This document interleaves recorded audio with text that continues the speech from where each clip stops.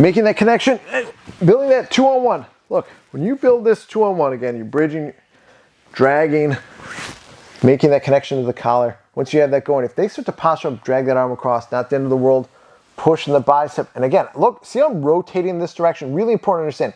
I want to rotate. I don't just want to push my arm. One, that shortens my range of motion, so I don't have as much push. But two, it doesn't allow for me to get my knee in as quickly. And I really want to get my knee in as fast as humanly possible because, again, it reinforces. Then I can use this hand to do other things. Even if they loop it back over, they're trying to. But that's the nice thing about keeping the posture broken with the hand that's over the collar.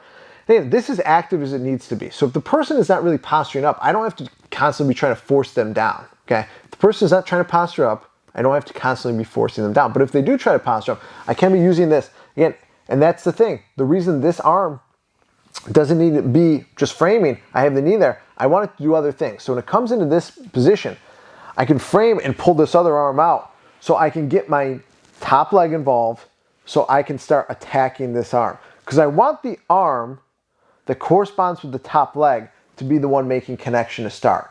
Why is that important? Because again, it allows me to have the closest limb attached to this one. I don't want to crisscross my arms if I can avoid it. So this arm replaces that initial collar grip. My leg comes in to replace that arm as I make connection with my topside arm. Now, once I make connection here, the first thing I'm thinking about is not just connecting my arms. Everyone always just wants to make Kimura grip from here. But look, there's something just as effective from this position. Is I'm going to grab their wrist and grab their inside of their elbow. Inside. So my fingers are going over their tricep, in front of their bicep, and I'm making this connection. And I'm making this really tight. Why is this important? What do you think the first thing the person's going to do? They're going to post with that free hand. They're going to want to try to posture up. Look, the nice thing about this is I don't have to worry about my hands at first. I can increase the level of control with my legs right away.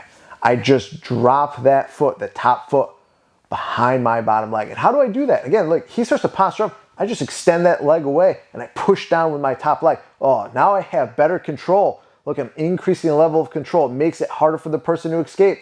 Even if he wants to posture up again, he can try to posture up. I can keep this really tight. And look, I can finish this right away by pushing and pulling.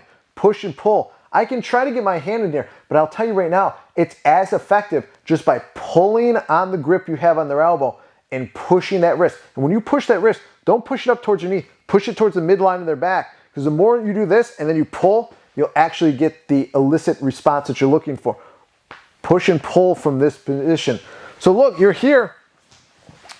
You make that 2-on-1 grip, you drag, turn, connection. They posture up and pull that arm free. I post on that bicep and I really rotate to get my knee involved. Again, like this is what I'm looking for. I really want to extend that arm away, keep their posture broken down, lean back from this position, get that bottom side arm involved so then my top leg can get involved and then I can make that connection on their wrist right away. As soon as I make connection on that wrist, they can start posturing up if they want. I'm already connected to their elbow. Again, I'm just going to extend my bottom leg. I'm just kicking it like I kick a ball. The more I extend out like this, the more there's opportunity to get that foot in. And now, as soon as I'm here, like there's no reason to connect my hands. There's no reason here. This is super strong. And look, when I push on their wrist and pull on their bicep elbow connection, my hips are involved too. Look, my hips pop forward. I don't just keep my back, but I pop here. Everything's involved in the same way you'd finish an arm lock from a straight arm lock position.